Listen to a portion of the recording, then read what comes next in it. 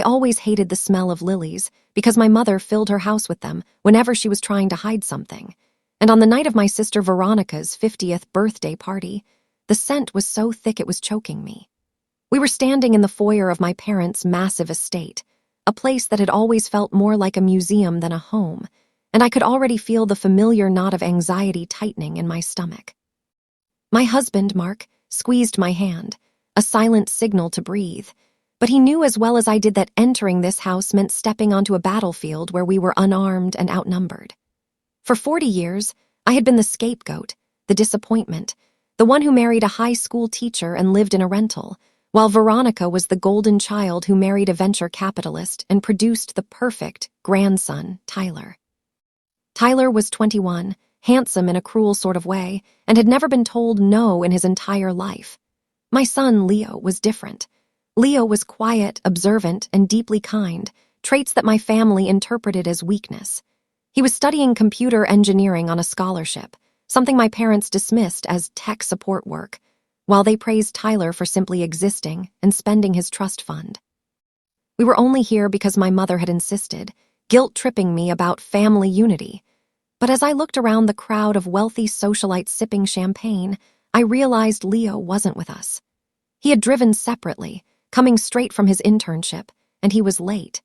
Being late was a cardinal sin in this house, and I knew Veronica would use it as ammunition before the appetizers were even served. The dinner bell rang, a crystal chime that summoned us to the dining room, and still there was no sign of Leo. We took our seats at the far end of the long mahogany table, the spots reserved for the lesser family members.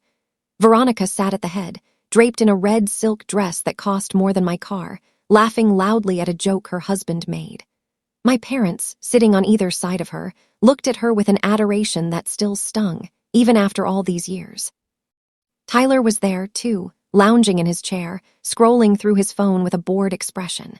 He looked smug, a little too smug, like a cat that had just swallowed a canary. The first course was being served, lobster bisque, when the heavy oak doors of the dining room creaked open. The conversation didn't stop immediately.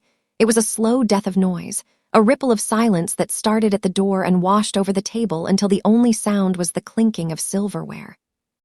I looked up, prepared to make an excuse for Leo's tardiness, but the words died in my throat. Leo stood in the doorway, but he didn't look like my son.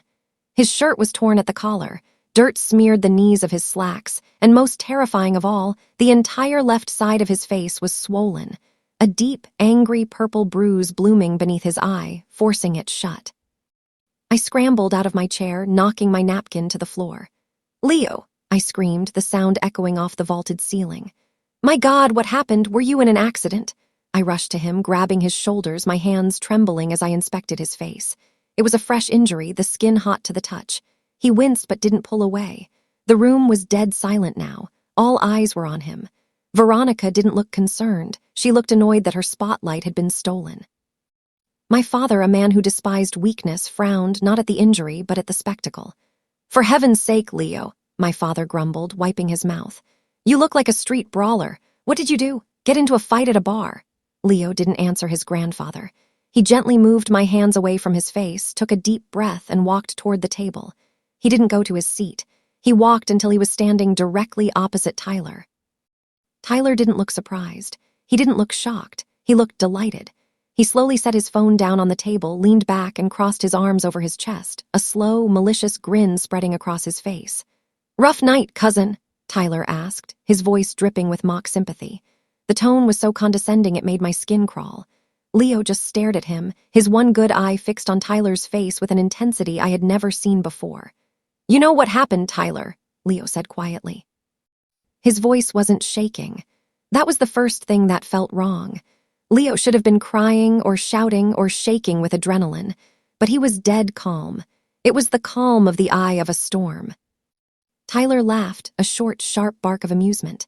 He looked around the table, performing for the audience. "Oh, don't be shy, Leo. Tell them how I caught you creeping around where you didn't belong."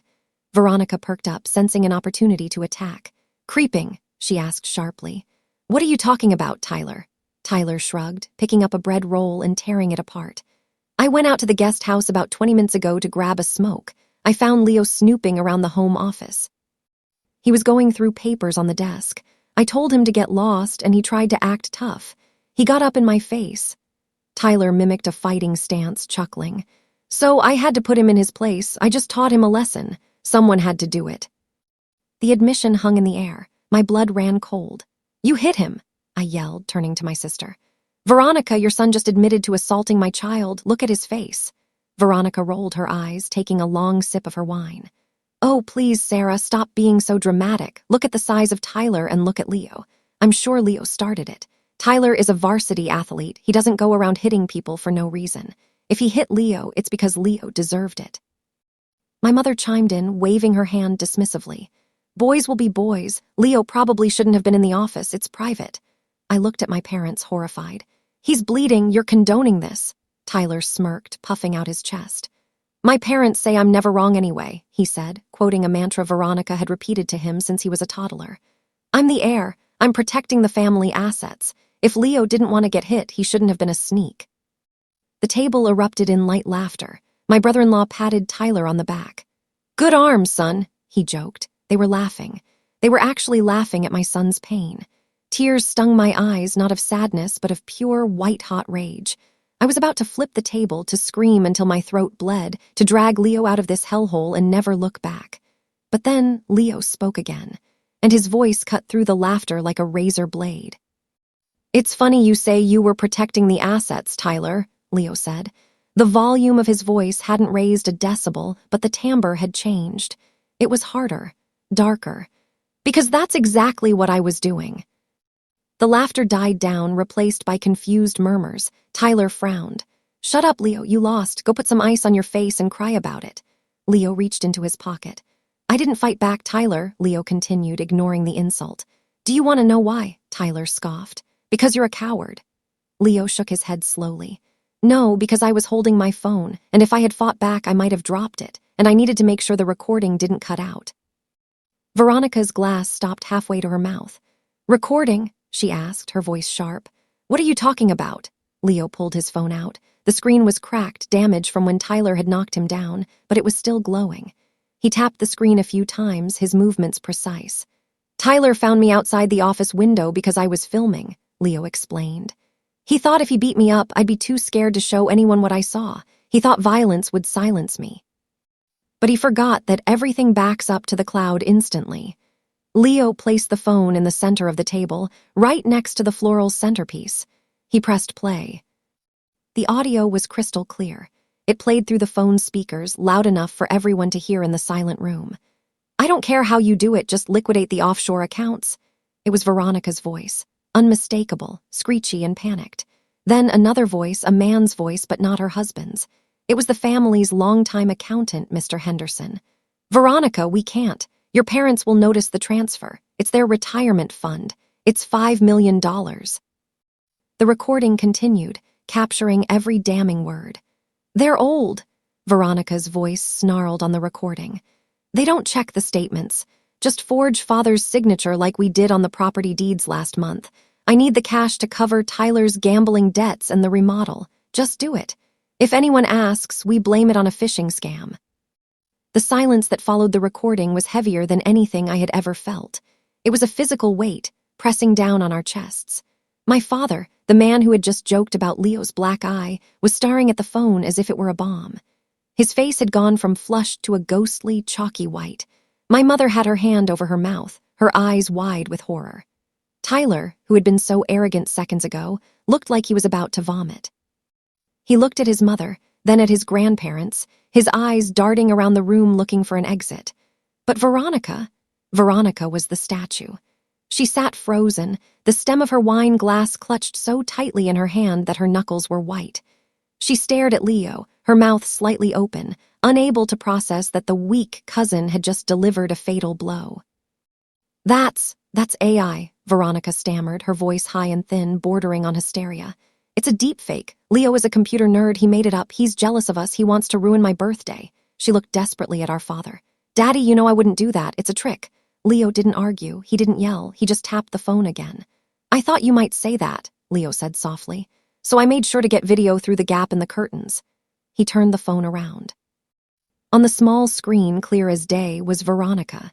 She was packing the home office, holding a stack of documents, my father's financial trust papers, while Tyler stood in the corner, counting a thick stack of cash. In the video, Tyler looked up and laughed, saying, "Grandpa is so senile he won't even miss it." The video ended. The room was so quiet you could hear the hum of the refrigerator from the kitchen. My father stood up. The movement was slow, rigid, like an old oak tree creaking in the wind. He looked at Tyler. He looked at the bruise on Leo's face, the bruise he had mocked moments ago. Then he turned his gaze to Veronica. The look in his eyes wasn't anger. It was something far worse. It was total, absolute detachment. "You forged my signature," my father whispered.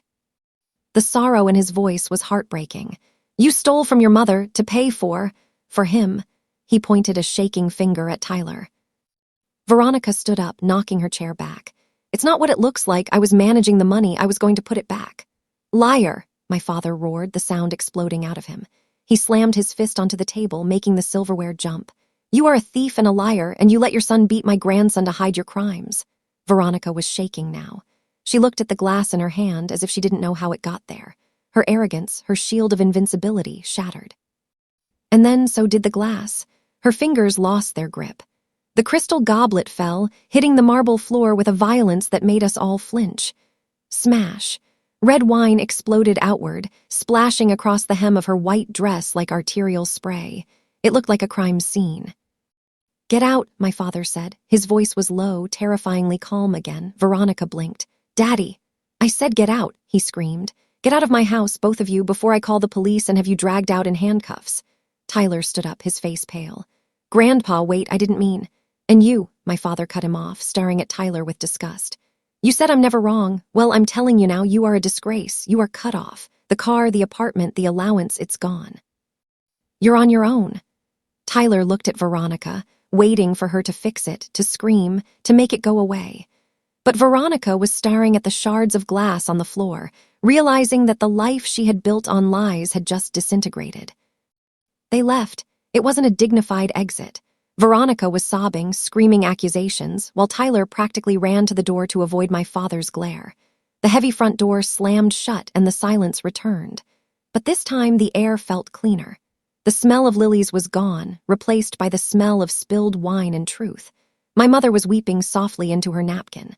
My father sank back into his chair, looking 10 years older. He looked across the table at Leo. Leo, with his swollen eye and his torn shirt, was calmly wiping the blood from his cheek with a napkin. My father reached out, his hand trembling, and covered Leo's hand with his own. "Leo," my father choked out, I am so sorry. I should have listened. I should have seen." Leo looked up. He didn't look triumphant. He just looked tired. "It's okay, Grandpa," Leo said. "I didn't do it for the money. I just didn't want them to hurt you anymore." My father looked at me, tears streaming down his face. "Sarah," he said to me, "I have failed you. I have failed both of you, but I will make it right. Tomorrow I'm calling the lawyers. The will is being rewritten. Everything, the house, the trust, the company, it goes to Leo. He's the only man in this family with a backbone." I squeezed Leo's shoulder, feeling a surge of pride so strong it almost knocked the wind out of me. We had walked into that house as the scapegoats, the punching bags, the ones expected to take the abuse and say thank you. We were walking out as the survivors. The bruise on Leo's face would heal in a week, but the lesson he taught them, that would last forever. As the staff moved in to sweep up the broken glass, I realized that the shattering sound hadn't been a tragedy. It was the sound of chains breaking.